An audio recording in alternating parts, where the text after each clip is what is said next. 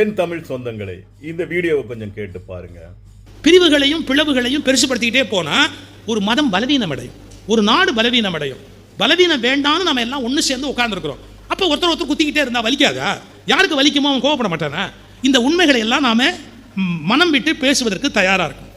அதே மாதிரி சடங்குகள் ஒரு ஒரு சமூகத்துக்கு இன்னொரு சமூகத்துக்கு வித்தியாசமாக இருக்கும். அதெல்லாம் ஒரு பெரிய விஷயமே இல்லை. மனித இயல்பு என்பது என்னன்னா, எதை எடுத்தாலும் அதில் இருக்கிற பிளவு பிரிவை பெருசுபடுத்தியே பேசுறது. எனக்கு அவனுக்கும் ஒத்து போவாது. ஏன் ஒத்து போவாது? அதெல்லாம் தெரியாது. எனக்கு அவனுக்கும் ஒத்து போவாது. அதாவது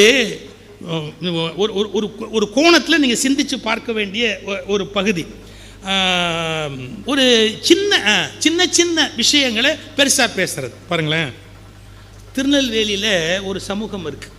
நான் ஜாதி பேரெல்லாம் சொல்ல விரும்புறதில்லை, ஆனால் நீங்கள் புரிஞ்சுக்கணும். அதே சமூகம் தஞ்சாவூர்லேயும் இருக்குது. இவங்க தஞ்சாவூர் அப்படின்னு சொல்லி அதை சொல்லுவாங்க, அதை திருநெல்வேலி அப்படின்னு சொல்லுவாங்க. இது ரெண்டும் கல்யாணம் பண்ணாங்கன்னா கல்யாண மண்டபம் தகராறாகிடும். என்ன தகராறு தெரியுங்களா? நிஜமாக நல்ல நான் கண்ணால் பார்த்தது. திருநெல்வேலி அது ஒரு சமூகம் இருக்குது, வேளாளர், அதுக்கு வேற ஒரு பேர் இருக்குது. தஞ்சாவூர் பக்கத்தில் இருக்கிற வேளாளர். கல்யாண மண்டபம் நடந்தால் கல்யாண மண்டபத்தில் பெரிய தகராறு நடக்கும். மாப்பிள்ளை எப்போ வந்தாலும் 2 ஸ்வீட் வைக்கணும் ஒரு பகுதியில், ஒரு இதில் 1 தான் வைப்பாங்க. இது முதல் தகராறுக்கு காரணம். பொண்ணு 2 கல்யாணம் பண்ணாமல் 1 கல்யாணம் பண்ணதே பெரிய விஷயம் இல்லையா? அதை விட்டு ஸ்வீட்டு 2 வைக்கலன்னு யாராவது தகராறு பண்ணுவாங்களா? சரி, இதுவாது பரவாயில்ல.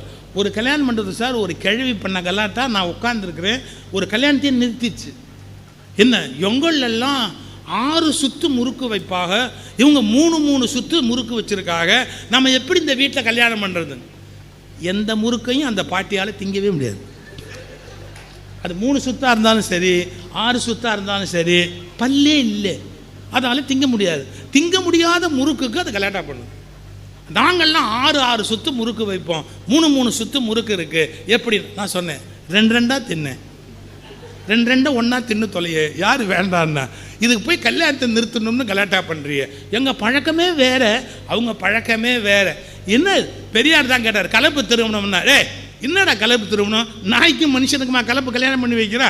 மனுஷி தானேடா, அதில் என்னடா பெருசாக பேசிக்கிட்டு கலப்பு திருமணம்னு அதை போட்டுக்கிட்டு திருமணம்னு போடுறாருந்தார். இயல்பு தானே, சின்ன விஷயம். Sir, VK. ராமசாமின்னு ஒரு நடிகர் இருந்தார், தெரியும் உங்களுக்கு? நல்ல ஹியூமரஸாக பேசுவார் வி.கே. ராமசாமி. இந்த ஊருக்காரரா? நல்ல நடிகர். அவருடைய காமெடி உங்களுக்கு எல்லாருக்குமே ரொம்ப. அவரும் நம்ம குமுதத்துலலாம் கதை எழுதுவார். சாண்டில்யன் தெரியுங்களா உங்களுக்கு?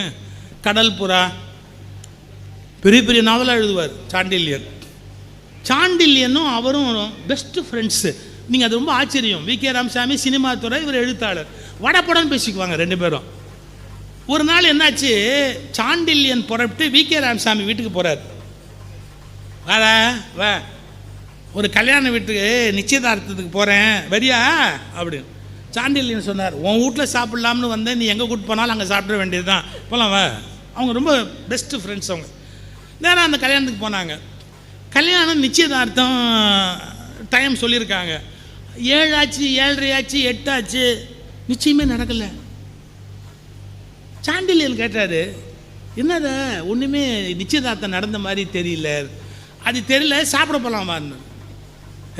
நிச்சயமே நடக்கலை, அதுக்குள்ளே சாப்பாட்டுக்கு போகலாங்கிறார். நடக்காது, நிச்சயம் நடக்காதுன்னு தெரிஞ்சு போச்சு, வா சாப்பிட்லாம் அப்படின்னார். ஏன் நின்று போச்சு? இல்லை, தாம்பூலம் மாற்றுறதை பற்றி பேசும்போது தான் நாங்கள் வேறு ஜாதி அவங்க வேறு ஜாதின்னு தெரிஞ்சு போச்சு. வேறு ஜாதியா? எல்லாம் ஏற்பாடு பண்ணிக்கிட்டீங்க, பேசிக்கிட்டீங்க. அப்புறம் இல்லை, நான் சமூகம் பேர்லாம் சொல்கிற வழக்கம் எனக்கு இல்லைங்க, எனக்கு ஜாதியில் நம்பிக்கை இல்லைங்க, நான் ஜாதி பார்த்து வாழ்ந்தவனும் இல்லைங்க, என்னுடைய சிந்தனை வேறு. உங்களுக்கு புரிய வைக்கிறதுக்காக நான் இப்போ சொல்ல வேண்டியிருக்கு, இல்லைன்னா நான் சொல்லியிருக்க கூட மாட்டேன்.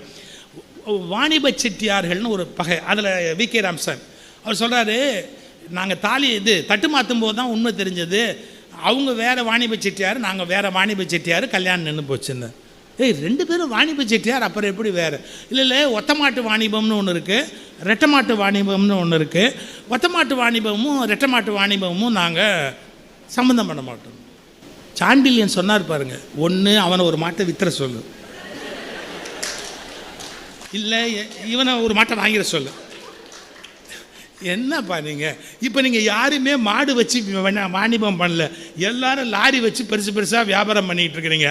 லாரி வச்சு வியாபாரம் பண்ணுற போது என்ன ஒத்த மாட்டு வாணிபம் ரெட்டை மாட்டு வாணிபம்னு பேசிக்கிட்டு என்னப்பா பேச்சு, கூப்பிடு அப்படின்னு 2 வீட்டையும் பேசி அந்த கல்யாணத்தை சாண்டில்யம் நடத்தி வச்சார். இந்த செய்தி எனக்கு எப்படி தான் சாண்டில்யம் ஒரு விழாவில் சொன்னார். இந்த எப்படி நடந்ததுன்னு ஒரு முறை பேசும்போது ரொம்ப ரொம்ப சார் சாண்டில்யன் ரொம்ப ஹியூமரஸாக பேசுவார். வி.கே. ராமசாமி எவ்வளோ ஹியூமரோ அவ்வளோ ஹியூமரஸாக பேசுவார் சாண்டில்யன். எதுக்கு சொல்ல வர, இது ஒரு சின்ன விஷயம். சமூகத்தில் கொஞ்சம் முன்ன பெண்ணாக இருக்கும்.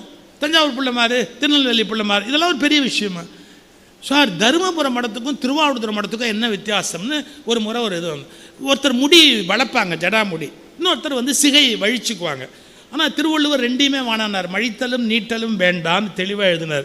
மழிக்கிறது ஒரு மரபு துறவில், நீட்டுறது ஒரு மரபு, இது 2 வித்தியாசம். அப்புறம் என்ன வித்தியாசம் சொல்லிக்கிட்டே வந்தாங்க. ஒரு வித்தியாசம் சொன்னாங்க சார், நான் அசந்து போயிட்டேன். இவங்க வேஷ்டியை இடது பக்கம் வச்சு கட்டுவாங்க, அவங்க வேஷ்டியை வலது பக்கம் வச்சு கட்டுவாங்க. யாராக இருந்தாலும் வேஷ்டி கட்டினா சர்தான். என்ன எனக்கு ஆச்சரியமாக இருக்குது, வேஷ்டி இடது பக்கம் வச்சு கட்டினா நடக்கிறதுக்கு எது வசதியோ அப்படி வச்சு கட்ட வேண்டியது தானே. ஒவ்வொருத்தருக்கு கால் அமைப்பு ஒவ்வொரு மாதிரி வரும், அவ்வளவுதான். அதுலேருந்து வேஷ்டியை மாற்றி கட்டுறது சின்ன விஷயம். அது இந்த குருமார்களை பின்பற்றுறவங்க தன்னுடைய இதை பெருமைப்படுத்துறதுக்கு கூட 4 விஷயத்தை பெருசாக எக்ஸாஜரேட் பண்ணி பேசுவாங்க. இதெல்லாம் அட்டர் ஃபூலிஷ்னஸ். உண்மையான இறைநிலை என்பதை உணர்ந்தவர்கள் இது போன்ற பிளவுகளை பெரிதுபடுத்தி பேசிக்கொண்டிருக்க மாட்டார்கள். கொஞ்சம் யோசிச்சு பார்க்கணுமா இல்லையா? சார் இதெல்லாம் விட ஒரு பெரிய கொடுமை. நான் குன்றக்குடி அடிகளாரோடு கூட பயணித்தவர். கோயம்புத்தூரில் ஒரு மாநாடு கோயம்புத்தூரில் இல்லை, தமிழ்நாடு தெய்வீக பேரவை தொடங்குறாங்க. அந்த மாநாட்டில் சார் கோயம்புத்தூர்லேருந்து வந்திருந்த 2 சாமியாரோட மதுரையிலேருந்து வந்திருந்த சாமியாரும் திருவாவூர்லேருந்து வந்திருந்த சாமியாரும் ஒன்றா சாப்பிட மாட்டோம் நாங்கள் சார், ஒன்றா சாப்பிட மாட்டோம் அப்படின்னாங்க.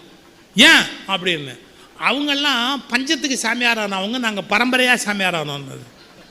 பரம்பரை இருந்தாலே சாமியார் இல்லைடா, நாங்களாம் பரம்பரையான சாமியார், அது பஞ்சத்துக்கு சாமியார் இருந்தார். என்னன்னு கேட்டால் அசைவம் சாப்பிட்றவங்களா இருந்து சைவமாக மாறி வந்தவங்களாம் அவங்களாம். இவங்க பரம்பரையோ சைவமா, இது ஒரு பெரிய விஷயமா பிரிவினை. சைவமும் அசைவமும் அவங்கவுங்களுடைய பர்சனல் சாய்ஸ், நல்லா புரிஞ்சுக்கோங்க. It is a personal choice. அதை அவங்களும் அவங்க குடும்பமும் டாக்டரும் முடிவு பண்ணுமே ஒழிய அதை யாரோ தெருவில் போகிறவங்க முடிவு பண்ண முடியாது. நீ சைவம் சாப்பிட்ணும் அசைவம் சாப்பிட்ணும் வேறு யாருக்குமே அந்த ரைட்ஸ் கிடையாது. அவன் முடிவு பண்ணலாம், அவன் குடும்பம் முடிவு பண்ணலாம், இல்லாட்டி அவங்க டாக்டர் முடிவு பண்ணலாம். யாருமே இல்லாமல் அசைவம் சாப்பிட்றவங்க எல்லாருமே கொஞ்சம் குறைஞ்சவங்க யாராவது பேசலாமா? அப்படி தப்பு இல்லையா? ஏதோ ஒரு பிரிவினையை கொண்டு வந்து உயர்வு தாழ்வு கற்பிப்பது என்பது என்ன வகையில் நியாயம்? நான் ஒரு முறை சொல்லும்போது கிளாசிஃபிகேஷன் அப்படிங்கிறது இல்லாமல் அட்மினிஸ்ட்ரேஷனுங்கிறது இல்லைங்கிற மேனேஜ்மெண்ட் பிரின்சிபிள் எனக்கு தெரியும். கிளாஸிஃபை பண்ணணும், கிளாஸ் 1, கிளாஸ் 2, கிளாஸ் 3, கிளாஸ் 4. அதே மாதிரி தானே சார் கீதையிலையும் வர்ணாசிரமம் பிரிக்கப்பட்டிருக்குன்னு ஆர்கியூ பண்ணுவாங்க. ஒன்றை மறந்துடக்கூடாது, ரொம்ப தெளிவாக ஒன்று மறந்துடக்கூடாது. என்ன, பை பர்த் இந்த இதெல்லாம் பிரிக்கலை, ஆனால் அங்கே பை பர்த் பிரிச்சிருக்கு. பை பர்த் பிரிக்கக்கூடாது அப்படிங்கிற தெளிவு நமக்கு ஏற்படணுமா இல்லையா? பை பர்த்தே ஒருத்தன் கிளாஸ் 1, பை பர்த்தே ஒருத்தன் கிளாஸ் 2, பை பர்த்தே ஒருத்தன் கிளாஸ் 4னா அது அயோக்கியத்தனம் இல்லை? ஏதோ ஒரு நிர்வாகம்னு வரும்போது கிளாஸ் 1 கிளாஸ் 2 தவிர்க்க முடியாது. ஆனால் அது பை பர்த் அப்படின்னு டிசைட் பண்ணுற போது நாங்கள் ஒத்துக்க மாட்டோம். பிறப்புக்கும் எல்லா உயிருக்குங்கிறது தான் எங்கள் கோட்பாடு. அப்படி இருக்கிற போது நாங்கள் ஏன் அதை ஏற்றுக்கணும்? ஸோ கிளாசிஃபிகேஷனுங்கிறதுல நியாயப்படுத்தணும்னா அதில் நிஜமான லாஜிக்கல் ரீசன்ஸ் இருக்கும். இப்போ பிளட்டில் இருக்குது, ஒரு பிளட் குரூப்பு இன்னொரு பிளட் குரூப்பு கொடுக்கக்கூடாது. சில குரூப் தான் ஒத்து போகும், அது ஒன்றோட ஒன்று. ஆனால் நீங்கள் இஷ்டத்துக்கு யார் பிளட்டை வேணாலும் யாருக்கும் ஏற்றிட முடியாது. அந்த கிளாசிஃபிகேஷன் நியாயப்படுத்தக்கூடிய ஒன்று இல்லைங்களா? அது தவிர்க்க முடியாது மெடிக்கல் சயின்ஸில். ஆனால் இந்த பொண்ணை கொடுக்கக்கூடாது அப்படிங்கிறதுலையும் அவன் ஒன்று கொண்டாந்து வச்சு கிளாசிஃபிகேஷனை வச்சு பேசினா அதை எப்படி ஏற்றுக்க முடியும்?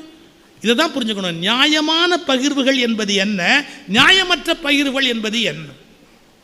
ஒவ்வொரு வகையிலையும் தொடர்ந்து ஒரு காலத்தில் அநீதி நடந்துக்கிட்டார். இந்த நூற்றாண்டில் கூட சார் கோயிலுக்குள்ளே யாரோ போகக்கூடாது அப்படின்றத பிடிவாதமாக பேசுகிறாங்க சார். அதெல்லாம் அவங்களாம் கோயிலுக்குள்ளே போகக்கூடாது, தப்பு, அது போகவே கூடாது, தவறு. எப்படி இப்படி பேசுகிறோம்? பெருந்தலைவர் காமராஜர் அதை மாற்றுறதுக்கு ஒரு பியூட்டிஃபுல் ஐடியா பண்ணார். அவன் போகக்கூடாது இவன் போகக்கூடாதுன்னு சொல்லாத, கக்கன் அவங்கள அறநிலையத்துறைக்கு அமைச்சராகவே ஆக்குனது. யாராவது சொல்லிப்பாரு இப்போ? யாராவது சொல்ல முடியுமா இப்போ? ஸோ யோசிக்கணும். பிரிவுகளையும் பிளவுகளையும் பெருசுப்படுத்திக்கிட்டே போனால் ஒரு மதம் பலவீனம் அடையும், ஒரு நாடு பலவீனம் அடையும். பலவீனம் வேண்டான்னு நம்ம எல்லாம் ஒன்று சேர்ந்து உட்கார்ந்துருக்குறோம். அப்போ ஒருத்தர் குத்திக்கிட்டே இருந்தால் வலிக்காதா? யாருக்கு வலிக்குமோ அவன் கோவப்பட மாட்டானா? இந்த உண்மைகளை எல்லாம் நாம் மனம் விட்டு பேசுவதற்கு தயாராக இருக்கும். அதே மாதிரி சடங்குகள் ஒரு ஒரு ஒரு சமூகத்துக்கு இன்னொரு சமூகத்துக்கு வித்தியாசமாக இருக்கும். அதெல்லாம் ஒரு பெரிய விஷயமே இல்லை. வேண்டாவற்றை வேண்டி நிற்காதே, வேண்டியதை விலகி நிற்காதே.